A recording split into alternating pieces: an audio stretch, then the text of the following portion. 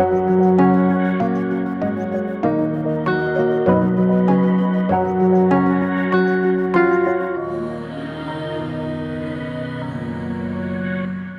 അമ്മയുടെ പ്രത്യക്ഷീകരണത്തിൻ്റെ സാക്ഷിയാക്കി ഉയർത്തിയതിന് അമ്മയ്ക്കും തിരുക്കുമാരനും നന്ദി പറയുന്നു. എൻ്റെ പേര് അഞ്ജലി, ഇതെൻ്റെ ഹസ്ബൻഡ് പ്രമോദ്. ഞങ്ങൾ തിരുവനന്തപുരത്ത് നിന്ന് വരുന്നു. ഞാൻ ആദ്യമായി കൃപാസനത്തെക്കുറിച്ച് കേൾക്കുകയല്ല, എനിക്ക് പത്രം കിട്ടുകയാണ് ഉണ്ടായത്.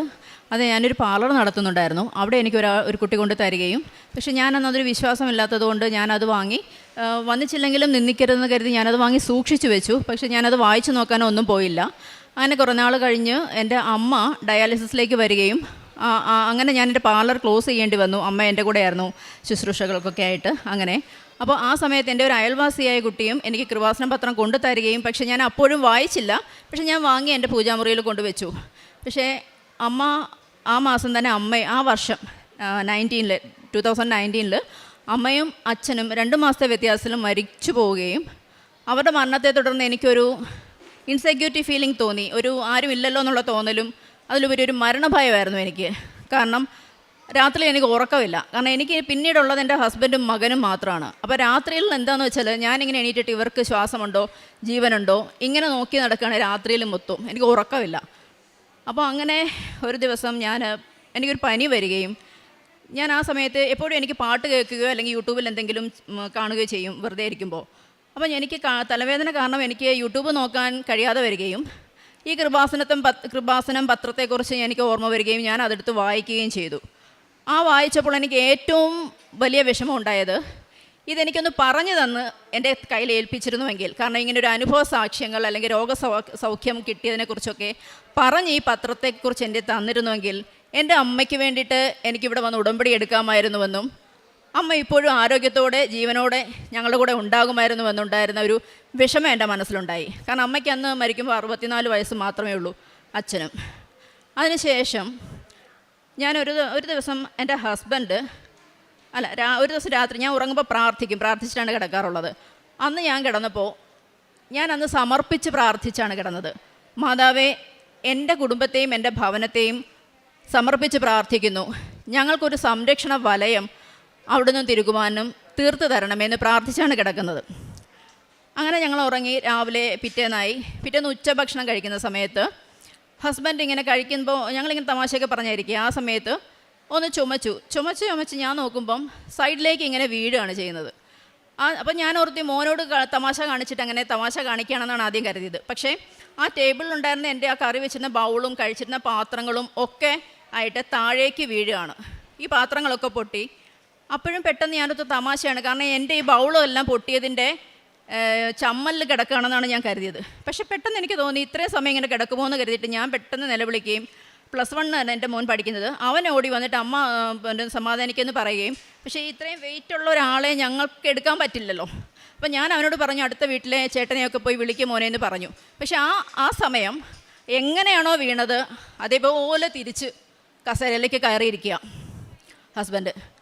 അപ്പം ഞാനോർത്ത് ഇതെന്താ സംഭവം എന്ന് എനിക്ക് പിടികിട്ടുന്നില്ല. കാരണം നമ്മൾ ഈ കാസറ്റൊക്കെ റിവൈൻഡ് ചെയ്യുമല്ലോ പണ്ട്.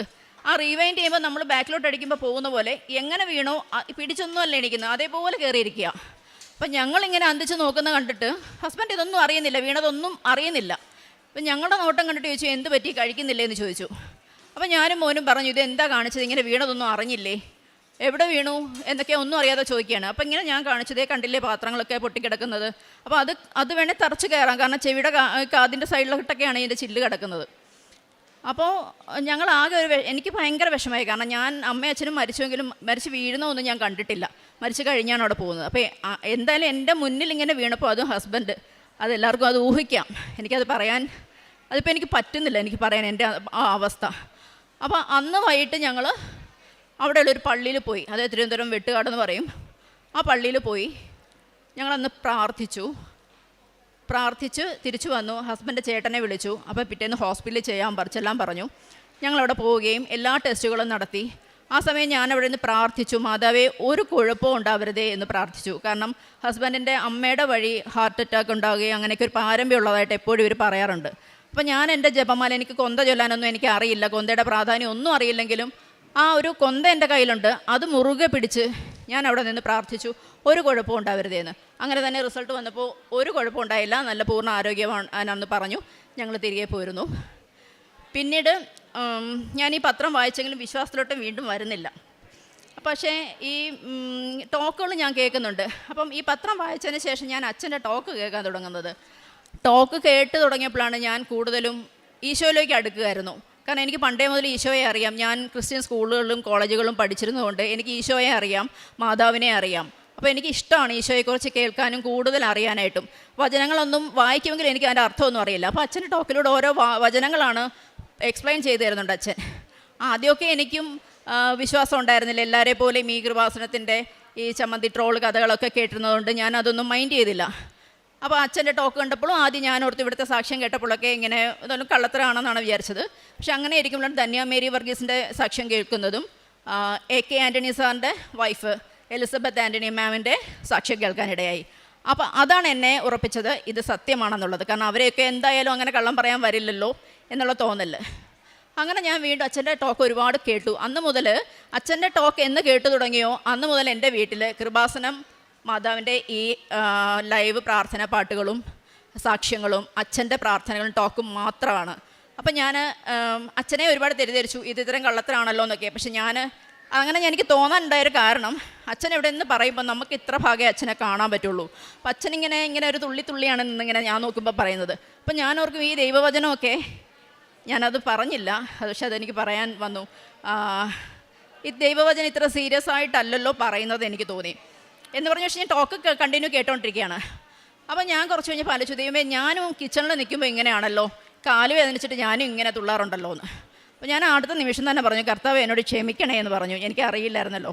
അതിന് ശേഷമാണ് ഈ പത്രം കൊണ്ടുവന്ന കുട്ടി എന്നോട് പറഞ്ഞു അച്ഛന് ഇങ്ങനെ ഒരു കിഡ്നിയുടെ അസുഖം ഉണ്ടെന്നും ഉള്ളതൊക്കെ. അത് കേട്ട് അന്ന് ഞാൻ അച്ഛന് വേണ്ടി പ്രാർത്ഥിക്കാൻ തുടങ്ങി.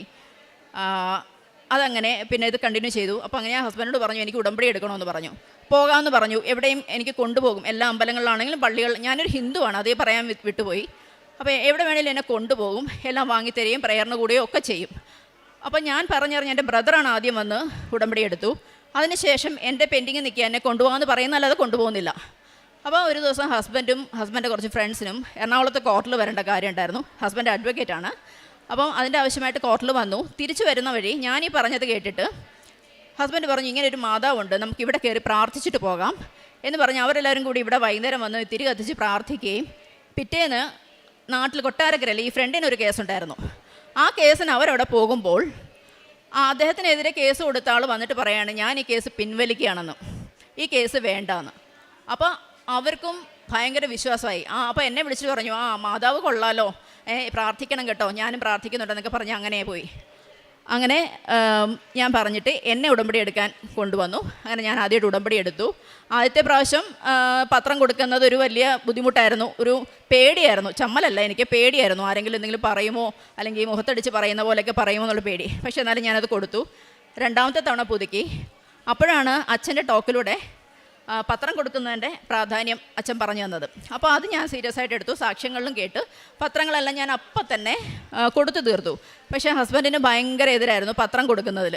പത്രം കൊടുക്കേണ്ട കാര്യമില്ല, അതൊരു പരസ്യം പോലല്ലേ, നമുക്ക് പ്രാർത്ഥിക്കുകയും കാരുണ്യ പ്രവൃത്തി ചെയ്യാം, ഫുഡ് കൊടുക്കും, വസ്ത്രം വാങ്ങിക്കാൻ പൈസ കൊടുക്കും, അങ്ങനെയൊക്കെ ചെയ്യും. അതൊക്കെ ഞങ്ങൾ 2 ആഴ്ച കൂടുമ്പോഴൊക്കെ ഫുഡ് കൊടുക്കും, വീട്ടിൽ തന്നെ ഞാൻ ഉണ്ടാക്കിയാണ് കൊണ്ടു കൊടുക്കാറുള്ളത്. അതൊക്കെ ചെയ്യും. പക്ഷേ ഈ പത്രത്തോട് ഭയങ്കര എതിരായിരുന്നു. പക്ഷേ എന്നിരുന്നാലും ഞാൻ ഈ പ്രെയർ പ്രിൻ്റ് എടുത്ത് പത്രത്തോട് കൂടി ചേർത്താണ് ഞാൻ എല്ലാവർക്കും കൊടുക്കുന്നത്. അത് ഹസ്ബൻഡ് തന്നെ പ്രിൻ്റ് എടുത്ത് എനിക്ക് സോർട്ട് ചെയ്ത് തരും, എല്ലാം അടുക്കി സോർട്ട് ചെയ്ത് തരും, ഞാൻ എല്ലാവർക്കും കൊടുക്കും. അപ്പം ഞാൻ കൂടുതലും കുട്ടികൾക്കാണ് കൊടുക്കുന്നത്. കാരണം എൻ്റെ ഒരു കരിയർ എനിക്ക് ആഗ്രഹിച്ച പോലെ വരാൻ പറ്റിയില്ല. അപ്പോൾ ഞാൻ ആഗ്രഹിച്ചു ഇങ്ങനൊരു മാതാവ് ഉണ്ടായിരുന്നെങ്കിൽ ഞാൻ ആഗ്രഹിച്ച പോലെ എത്താൻ പറ്റുമായിരുന്നല്ലോ. അതുകൊണ്ട് എനിക്ക് കൂടുതലും പഠിക്കുന്ന കുട്ടികൾക്കാണ് കൊടുക്കാൻ ഇഷ്ടം. എല്ലാവർക്കും കൊടുക്കും, എന്നാലും കുട്ടികൾക്കാണ് ഞാൻ കൂടുതൽ കൊടുക്കുന്നത്. പിന്നീടുണ്ടായ അനുഭവം ഫ്രണ്ടിൻ്റെ കാര്യം ഒരു അടയാളമായിരുന്നു. അത് ഹസ്ബൻഡിൻ്റെ മനസ്സിൽ അത് പതിഞ്ഞ് കിടന്നിരുന്നു. അത് കഴിഞ്ഞിട്ട് ഞങ്ങൾ മൂന്നാമതേ എനിക്ക് പുതുക്കണമെന്ന്. പക്ഷേ അച്ഛൻ്റെ ടോക്കിൽ പിന്നീടുണ്ടായത് എനിക്ക് മാതാവാണെന്ന് ഇവിടെ അറിയില്ലായിരുന്നു. ഈ ഉടമ്പടി കേട്ടതിന് ശേഷമാണ് ഇവിടെ മാതാവാണെന്ന് എനിക്കറിയാവുന്നത്. അതും നെഞ്ചിൽ ഘടികാരമേറ്റിയ മാതാവാണെന്നുള്ളത് ഞാനിവിടെ സ്റ്റോക്ക് കേട്ടപ്പോഴാണ് എനിക്ക് മനസ്സിലായത്. അപ്പോൾ എനിക്ക് പിന്നെ ഡൗട്ട് ഇവിടെ മാതാവാണല്ലോ, ഈശോയെ പ്രാർത്ഥിക്കാമോ എന്നുള്ളതായി. അപ്പോൾ അച്ഛൻ്റെ ടോക്കിലൂടെ തന്നെ ഈശോയെ പ്രാർത്ഥിക്കണം, നിങ്ങൾ മാതാവ് മാധ്യസ്ഥമാണ്, ഈശോയിലേക്കാണ് നിങ്ങളുടെ നിയോഗം എത്തുന്നത്. അങ്ങനെ ഓരോന്നും സ്റ്റെപ്പ് ബൈ സ്റ്റെപ്പായിട്ട് അച്ഛൻ ടോക്കിലൂടെ ഞാൻ പഠിക്കുകയായിരുന്നു. പരിശുദ്ധാത്മാവിനെ പ്രാർത്ഥിക്കാനും പിതാവിനെ പ്രാർത്ഥിക്കാനും പിതാവിൻ്റെ പ്രാധാന്യത്തെക്കുറിച്ചും ഒക്കെ എനിക്ക് അടയാളങ്ങൾ സഹിതം കിട്ടുകയും സംശയങ്ങൾ തീർത്തു തരുന്നത് അച്ഛൻ്റെ ടോക്കിലൂടെയായിരുന്നു. അച്ഛൻ പറഞ്ഞാൽ മാത്രം ഞാനിതിൽ വിശ്വസിക്കൂ എന്ന അവസ്ഥയിലാണ് ഞാൻ. അച്ഛൻ പറഞ്ഞാൽ മാത്രം ഞാൻ വിശ്വസിക്കൂ ഈ ഒരു പ്രാർത്ഥനയിൽ. അച്ഛൻ പറയുന്നത് പോലെ തന്നെ ഞാൻ പാലിച്ചു വരികയാണ്. അങ്ങനെ ഞങ്ങൾ മൂന്നാമത് എനിക്ക് ഉടമ്പടി പുതുക്കാനായിട്ട് ഞാനിവിടെ വന്നു, ഞാനും ബ്രദറും. പക്ഷേ എനിക്ക് അച്ഛനെ കാണണം എന്ന് പറഞ്ഞാൽ വന്നത്. കാരണം എനിക്ക് ഒരുപാട് അടയാളങ്ങളും വചനത്തിലൂടെയും സ്വപ്നത്തിലൂടെയും ഈശോ എന്നോട് സംസാരിക്കുകയാണ്. ഞാൻ കേട്ടിട്ടേ ഉള്ളൂ ബൈബിളിലൂടെ ഈശോ സംസാരിക്കുമെന്ന്. അപ്പം ഞങ്ങളുടെ വീട്ടിൽ കുറച്ച് പ്രോബ്ലംസ് ഉണ്ട്. പക്ഷേ ഇവിടുത്തെ സാക്ഷ്യങ്ങളൊക്കെ കേട്ടിട്ട് ഞങ്ങളുടെ പ്രോബ്ലത്തെ ഒന്നും ഞാൻ പ്രോബ്ലമേ ആക്കുന്നില്ല. കാരണം അത്രയ്ക്കുള്ള വലിയ പ്രോബ്ലം ഇല്ല, നമുക്ക് പരിഹരിക്കാം. അങ്ങനെ ഇരുന്നപ്പോൾ അച്ഛനെ കാണാൻ വന്നു. പക്ഷേ ഇവിടെ ഞാൻ ചോദിച്ചപ്പോൾ എൻ്റെ ഈ കാര്യത്തിന് ഇവിടുത്തെ റൂൾസ് അനുവദിക്കുന്നില്ല, തക്കതായിട്ടുള്ളൊരു കാരണമില്ല അച്ഛനെ കാണാൻ, അതുകൊണ്ട് ഇപ്പോൾ കാണാൻ സാധിക്കില്ല എന്ന് പറഞ്ഞു. അപ്പോൾ എനിക്കൊരു വിഷമം വന്നു. എങ്കിലും ഞാൻ തിരിച്ചു പോയപ്പം ഇവരൊക്കെ എന്നെ ഒന്ന് കളിയാക്കി. കാരണം അച്ഛനെ കാണാൻ പറ്റിയില്ലല്ലോ, ആ ഒരു കാരണം പറഞ്ഞു എന്നെ കളിയാക്കാൻ തുടങ്ങി. അപ്പോൾ എനിക്ക് വിഷമമായി. കാരണം ഞാൻ പ്രാർത്ഥിക്കുന്നത് എനിക്ക് വേണ്ടിയിട്ടല്ല, എൻ്റെ വീടിന് വേണ്ടിയിട്ടാണ്, എൻ്റെ ഹസ്ബൻഡിനും മകനും ബ്രദറിനും അങ്ങനെ മറ്റുള്ളവർക്ക് വേണ്ടിയിട്ടാണ് ഞാൻ പ്രാർത്ഥിക്കുന്നത്. എൻ്റെ ഒരു ആവശ്യവും ഞാൻ പറയാറില്ല. അപ്പോൾ ഞാൻ പതുക്കെ എനിക്ക് വിഷമമായി. ഞാൻ പറഞ്ഞു, മാതാവേ, എന്നെയല്ല നിന്നെയാണ് കളിയാക്കുന്നത്. ഇവിടെ വന്നപ്പോഴും എനിക്ക് സാക്ഷ്യമായിട്ടില്ല, അതുകൊണ്ട് അച്ഛനെ കാണാൻ പറ്റില്ല, അല്ലെ സാക്ഷ്യം പറയാൻ പറ്റില്ല എന്ന് പറഞ്ഞു. അതുകൊണ്ട് എനിക്ക് തക്കതായ സാക്ഷ്യം തന്ന് നീ എന്നെ തിരിച്ചു കൊണ്ടുപോയിക്കോ, അതുവരെ നിന്നെ ഞാൻ വിളിക്കില്ല എന്ന് പറഞ്ഞു. ഞാൻ പറഞ്ഞത് ഇങ്ങനെയാണ്, എൻ്റെ കൃപാസനം മാതാവേ എന്ന് വിളിക്കണമെങ്കിൽ നീ തന്നെ എനിക്ക് തക്ക സാക്ഷ്യം തന്ന് കൊണ്ടുപോകണമെന്ന് പറഞ്ഞു. അപ്പോൾ ഞാൻ അങ്ങനെ കുറച്ച് നാൾ പ്രാർത്ഥനയിൽ നിന്ന് മാറി നിന്നു. മാതാവിൽ പ്രാർത്ഥിക്കുമെങ്കിലും ഞാൻ കുറച്ച് മാറി നിന്നു. അപ്പോൾ എൻ്റെ അവിടെ ഒരു വീട്ടിൽ കൊച്ചൊരു അൾത്താര പോലെ ഞാൻ സെറ്റ് ചെയ്തിട്ടുണ്ട്.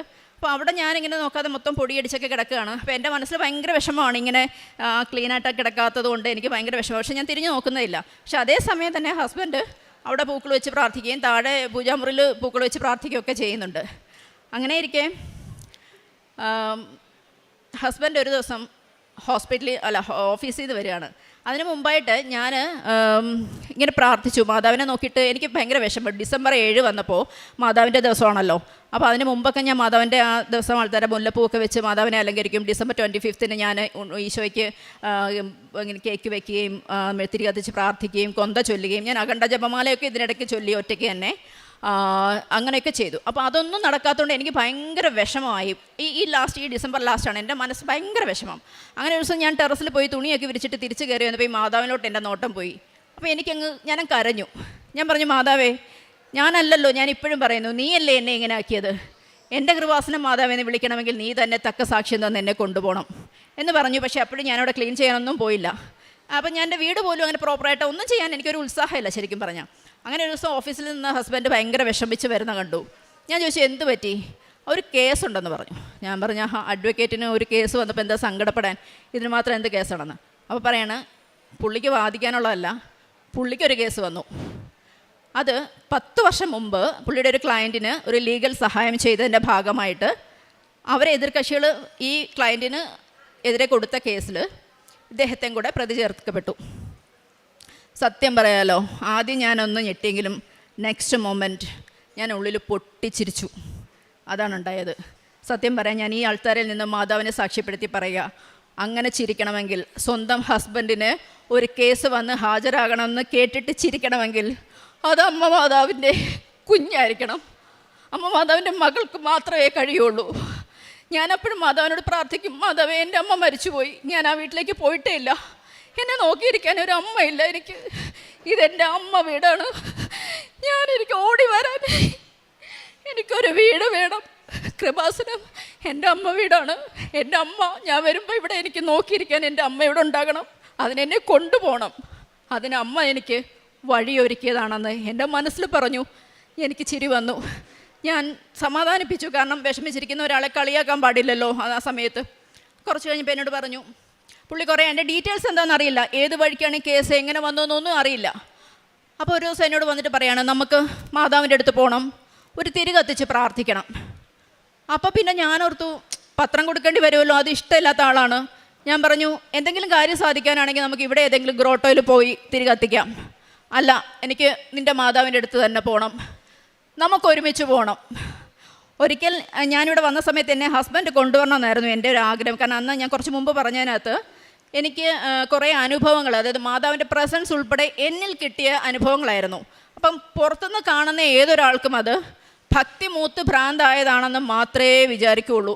പക്ഷേ മാതാവിൽ വിശ്വാസമുള്ള, മാതാവിനെ അറിഞ്ഞ ഒരു വ്യക്തിക്കറിയാം അത് മാതാവ് തന്നെയായിരുന്നു എന്നുള്ളത്. സ്വപ്നത്തിലൂടെയും ഒരു സ്വപ്നം കണ്ടത് ഞാൻ ഈശോയല്ല, ഒരു കുതിരപ്പുറത്ത് ഒരു ആൾ, ഒരു ചുമന്ന പുറങ്ങും ഒരു കുപ്പായവും ഒരു സ്വർണ്ണ കളറിലെ അങ്കിയൊക്കെ ഇട്ട് കുറേ സൈന്യങ്ങളും ആയിട്ട് ഇങ്ങനെ വരിക. അതൊരു പിക്ചറല്ല, സൈന്യം ഇങ്ങനെ വരികയാണ് എൻ്റെ സ്വപ്നത്തിൽ. ഞാനപ്പോൾ ഓർത്ത് ഓൾറെഡി ചില പ്രശ്നങ്ങൾ വരുന്നുണ്ട്, ഇനി ഏത് പ്രശ്നമാണ് ഈ പടപിടിച്ച് വരുന്നതെന്ന് ഞാനിങ്ങനെ ചിന്തിച്ചു. അപ്പോൾ ഞാൻ പറഞ്ഞു ബൈബിൾ എന്നോട് സംസാരിക്കുമെന്ന്. അപ്പം ഞാൻ പിറ്റേന്ന് പ്രത്യക്ഷീകരണ പ്രാർത്ഥന കഴിഞ്ഞിട്ട് ഞാൻ ഈശോയോട് ചോദിച്ചു, ഈശോയെ ഞാനിങ്ങനെ ഒരു സ്വപ്നം കണ്ടു, അതിൻ്റെ അർത്ഥം എന്താണെന്നൊന്നും എനിക്കറിയില്ല, എന്തെങ്കിലും പ്രശ്നങ്ങളാണോ എന്ന്.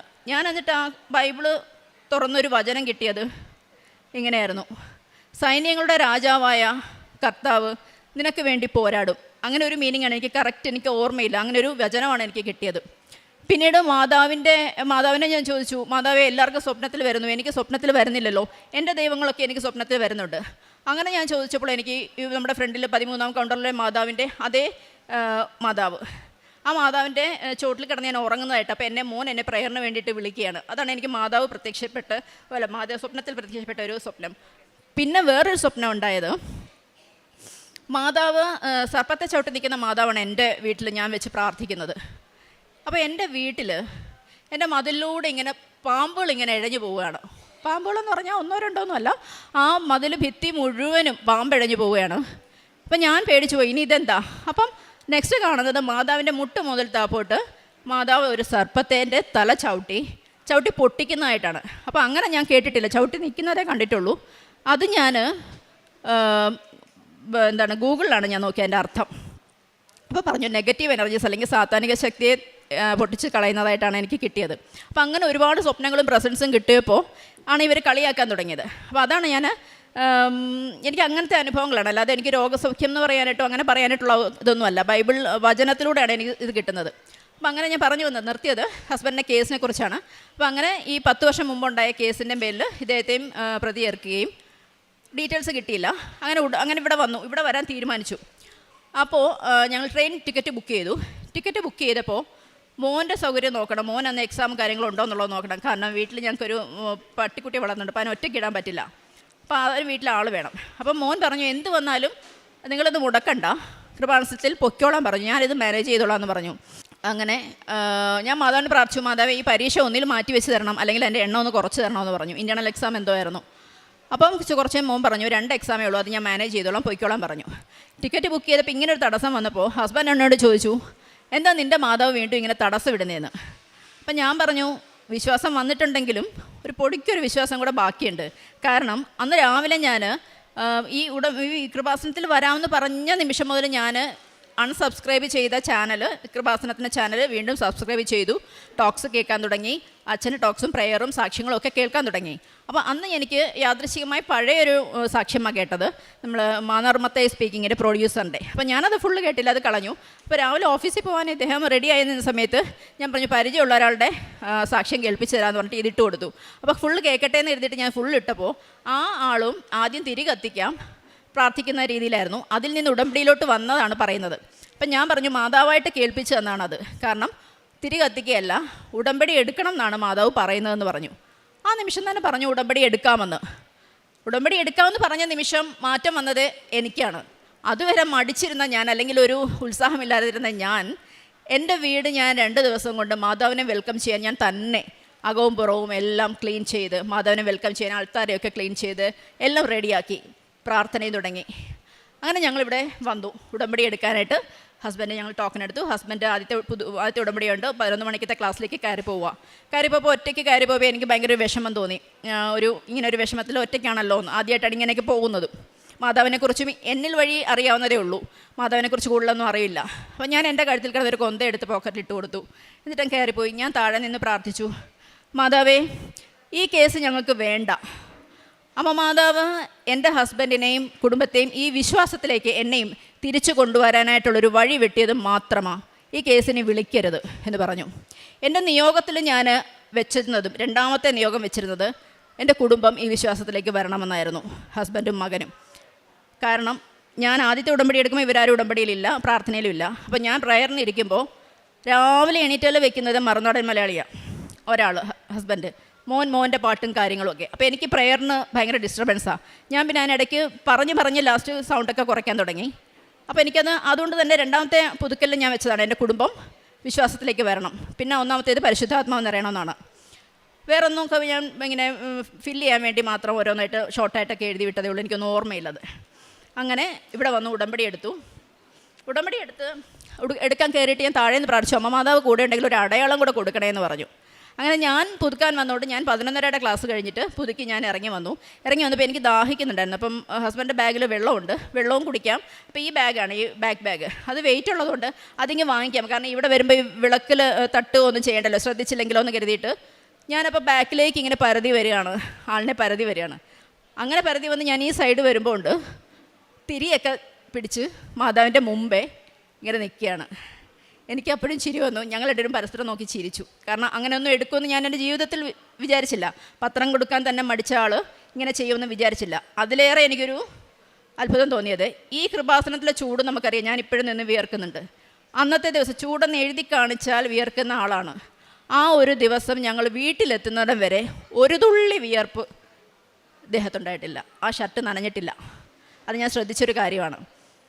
പക്ഷേ ആ വിശ്വാസം അച്ഛൻ പറയുന്നത് പോലെ സമർപ്പിച്ച് വിശ്വസിച്ച് ഉടമ്പടി എടുത്തതിൻ്റെ ഫലമായിട്ട് ഞങ്ങൾ ഇവിടുന്ന് തിരിച്ചു പോയി. ട്രെയിനിൻ്റെ കാര്യത്തിലുണ്ട്. ഞങ്ങൾ 1:30 ട്രെയിൻ തിരിച്ചുള്ളത് ബുക്ക് ചെയ്തായിരുന്നു. ഇവിടെ വന്നപ്പോൾ ഞങ്ങൾ ടൈം ചോദിച്ചപ്പോൾ 2 മണിയാകുമെന്ന് പറഞ്ഞു, ഈ ഉടമ്പടി കഴിഞ്ഞ് ഇതെല്ലാം കഴിയുമ്പോഴേക്കും. അപ്പം ഞാൻ പറഞ്ഞു, എന്നാൽ പിന്നെ നമുക്ക് തിരികെ എത്തിച്ചിട്ട് പോകാം, അടുത്ത തവണ വന്ന് ഉടമ്പടി എടുക്കാമെന്ന് കരുതി. അപ്പോൾ പുള്ളി പറഞ്ഞു, ഇല്ല എനിക്ക് ഉടമ്പടി എടുക്കണം. ശരി, അപ്പം അത്ര സീരിയസ് ആയിട്ടുള്ള മാറ്റർ അല്ലേ, അദ്ദേഹത്തിൻ്റെ ഇഷ്ടത്തിന് വിട്ടുകൊടുത്തു. അപ്പം ഞങ്ങൾ പറഞ്ഞു, തിരിച്ചു പോക്കൊക്കെ മാതാവ് ഒരുക്കിക്കോളും. അപ്പം ഞാൻ എവിടെ പോയാലും ഞാൻ പ്രാർത്ഥിക്കും, മാതാവേ, ഇവിടെ അല്ല എവിടെ പോയാലും എൻ്റെ മോൻ പോയാലും മാതാവേ നീ കൂടെ വന്ന് കൊണ്ടുപോയി കാര്യങ്ങളൊക്കെ ഭംഗിയായി നടത്തി നീ തന്നെ സുരക്ഷിതമായി തിരിച്ച് ഞങ്ങളുടെ ഭവനത്തിൽ എത്തിക്കണമെന്ന് പറഞ്ഞ് പ്രാർത്ഥിച്ചിറങ്ങുന്നത്. ഇവിടെ വന്നു. ഈ ഉടമ്പടി ക്ലാസ്സിനിടയ്ക്ക് തന്നെ 1:30 ടിക്കറ്റ് ക്യാൻസൽ ചെയ്തു. ടിക്കറ്റ് ബുക്ക് ചെയ്തിരുന്നു വൈകിട്ടത്തേക്ക് പോകാനുള്ളത്, ഞാനത് അറിഞ്ഞില്ല. ഉടമ്പടി എല്ലാം കഴിഞ്ഞ് പറഞ്ഞു 6:30 ട്രെയിൻ ടിക്കറ്റ് കിട്ടിയിട്ടുണ്ടെന്ന് പറഞ്ഞു. എന്നാൽ അതേ ട്രെയിനിലുള്ള ടിക്കറ്റ് ഞങ്ങൾ അന്ന് റിട്ടേൺ ബുക്ക് ചെയ്തപ്പോൾ സീറ്റ് ഉണ്ടായിരുന്നില്ല. അതുകൊണ്ടാണ് 1:30 ബുക്ക് ചെയ്തത്. അങ്ങനെ ട്രെയിനിൽ കയറി ആലപ്പുഴ സ്റ്റേഷനിൽ നിന്ന് ഞങ്ങൾ ട്രെയിൻ കയറിയപ്പോൾ ഞങ്ങൾ ഏത് ട്രെയിനിനാണോ വന്നത് അതേ ട്രെയിൻ തന്നെയായിരുന്നു തിരിച്ചും കിട്ടിയത് ഞങ്ങൾക്ക്. അതിന് മുമ്പ് തിരിച്ച് ബുക്ക് ചെയ്യുമ്പോൾ കിട്ടിയില്ല ആ സീറ്റ്. അങ്ങനെ ഞങ്ങളെ മാതാവ് കൊണ്ടുപോയി തന്നെ ഉറച്ചു വിശ്വസിക്കുന്നു. ഞാൻ എൻ്റെ പ്രാർത്ഥന മാതാവ് കേട്ടു എന്നുള്ളത്. അങ്ങനെ ആ ട്രെയിനിൽ കയറിയ സമയത്താണ് ഹസ്ബൻഡിന് ഈ കേസിനെ പറ്റിയുള്ള ഡീറ്റെയിൽസ് എടുക്കാനായിട്ട് ഒരാളെ ഏൽപ്പിച്ചിരുന്നു. അദ്ദേഹം വിളിക്കുകയും ഈ കേസ് പണ്ടേ കഴിഞ്ഞതാണ്, അതിനെപ്പറ്റി ടെൻഷൻ ആവണ്ടെന്ന് പറഞ്ഞു. അങ്ങനെ ഞങ്ങൾ പോയി. പക്ഷേ ട്രെയിനിൽ കയറിയതുകൊണ്ട് തന്നെ, അല്ലെങ്കിൽ അപ്പം തന്നെ എനിക്കത് സാക്ഷ്യം പറയണമെന്നുണ്ടായിരുന്നു. കാരണം ഉടനടി പരിഹാരം അച്ഛൻ പറഞ്ഞ ആ ഒരു വാക്ക് ആദ്യം ഉടമ്പടി എടുത്ത ഞാനാണെങ്കിലും അതെന്നെക്കാളും ഇപ്പോൾ വിശ്വാസവും പ്രാവർത്തികമാക്കുന്നതും എൻ്റെ ഹസ്ബൻഡാണ്. അതിൻ്റെ ഫലം തന്നെയാണ് ആ ഉടനടി പരിഹാരം കിട്ടിയത്. അപ്പോൾ ഞങ്ങൾ എന്നിട്ട് പിറ്റേന്ന് ഓഫീസിൽ പോയിട്ട് എന്നെ വിളിച്ച് പറയുകയാണ്, എടി ഇനി ഈ കേസിനെ പറ്റി ഡീറ്റെയിൽസ് അറിഞ്ഞു, ഇതിനി വിളിക്കില്ല എന്ന്. ഞാൻ എന്താണോ ഇവിടെ നിന്ന് പ്രാർത്ഥിച്ചത് മാതാവിനോട് അത് തന്നെയാണ് ഞാൻ കേൾക്കുന്നത്. ഈ കേസിനി വിളിക്കില്ല. ആ കേസ് 10 വർഷം മുമ്പ് നടന്ന കേസ് തന്നെ ഇപ്പോൾ വീണ്ടും കൊടുത്തതാണ്. പക്ഷെ അത് 10 വർഷം അന്നത്തെ കേസിൽ തന്നെ കോടതി വിധി വന്നിരുന്നു. ഈ കേസിൽ ഇനി ഒരു നിയമ നടപടിയും പാടില്ല എന്നുള്ള വിധി ഓൾറെഡി ഉള്ള കേസായിരുന്നു. ഒരു വൈരാഗ്യത്തിൻ്റെ പേരിലായിരിക്കും, എന്താണെന്നത് ഇപ്പോഴും അറിയില്ല. കാരണം ആ ക്ലയൻറ്റുമായിട്ട് ഇപ്പോൾ ഒരു കോൺടാക്റ്റ് ഇല്ലാത്തതുകൊണ്ട് അതിൻ്റെ ഡീറ്റെയിൽസ് എടുക്കാൻ പറ്റിയിട്ടില്ല ഇതുവരെ. പക്ഷേ എന്തായാലും ആ കേസ് ക്ലോസ് ആയിട്ടില്ല. അതാവുമ്പോൾ ഹസ്ബൻഡ് സാക്ഷ്യം പറയും. ഈ ഒരു വിഷയം ഞാൻ മാതാവിന് പ്രാർത്ഥിച്ച പോലെ എന്നെയും കുടുംബത്തെയും മാതാവിൻ്റെ വിശ്വാസത്തിലേക്ക് വരാനായിട്ട് മാതാവും തിരുക്കുമാരനും വെട്ടിയ അല്ലെങ്കിൽ തെളിച്ച വഴി മാത്രമാണെന്ന് ഞാൻ ഉറച്ച് വിശ്വസിക്കുന്നു. എൻ്റെ ഹസ്ബൻഡ് ഇപ്പോൾ പത്രം കൊടുക്കും, വെറുതെ കൊടുക്കുകയല്ല, ആളുകളോട് നിന്ന് സംസാരിച്ച് വെയിൽ കൊണ്ട് കാറെടുക്കത്തില്ല, സ്കൂട്ടർ എടുത്ത് പോവും. വെയിൽ കൊണ്ട് വിയർത്ത് ഓരോരുത്തരും പറഞ്ഞ് മനസ്സിലാക്കി കൊടുക്കും. ഞങ്ങളങ്ങനെ കൊടുക്കാറുള്ളൂ. ഇപ്പോൾ ഏകദേശം എല്ലാവർക്കും കൃപാസനം പത്രം ഉണ്ട്, അറിയാം. അപ്പം വെറുതെ കളയാൻ ഞങ്ങൾ തരില്ല എന്ന് പറയും. വായിക്കാനും സൂക്ഷിച്ചു വെക്കാനും ആണെങ്കിൽ നിങ്ങൾ വായിച്ചിട്ട് വിശ്വാസമുണ്ട്. നമുക്കെല്ലാവർക്കും പ്രശ്നങ്ങളുണ്ട്. അപ്പോൾ അങ്ങനെ എന്തെങ്കിലും പ്രശ്നം നമ്മളെ കൊണ്ട് തീരത്തില്ല ഉള്ള അനുഭവങ്ങളോ അല്ലെങ്കിൽ ഉണ്ടെങ്കിൽ അതിൽ നിങ്ങൾക്ക് ഉടമ്പടി എടുക്കുകയോ അത് നിങ്ങൾ സാക്ഷ്യം കേട്ട് നിങ്ങൾക്ക് തീരുമാനിക്കാം. വചനങ്ങൾ കേൾക്കുക, അച്ഛൻ്റെ ടോക്ക് കേൾക്കണം എന്നൊക്കെ ഞങ്ങൾ പറഞ്ഞാണ് ഇത് കൊടുക്കുന്നത്. അങ്ങനെ കാരുണ്യ പ്രവർത്തനം ചെയ്യുന്നത് ഞങ്ങൾ കൂടുതലായിട്ട് ഫുഡ് കൊടുക്കാറാണുള്ളത്.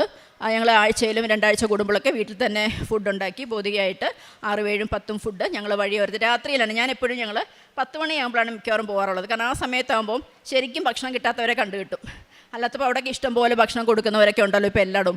അപ്പോൾ അങ്ങനെ ഒരുപാട് പേർക്ക് കൊടുക്കും, വസ്ത്രം വാങ്ങിക്കാനായിട്ട് ഭക്ഷണം കൊടുക്കും.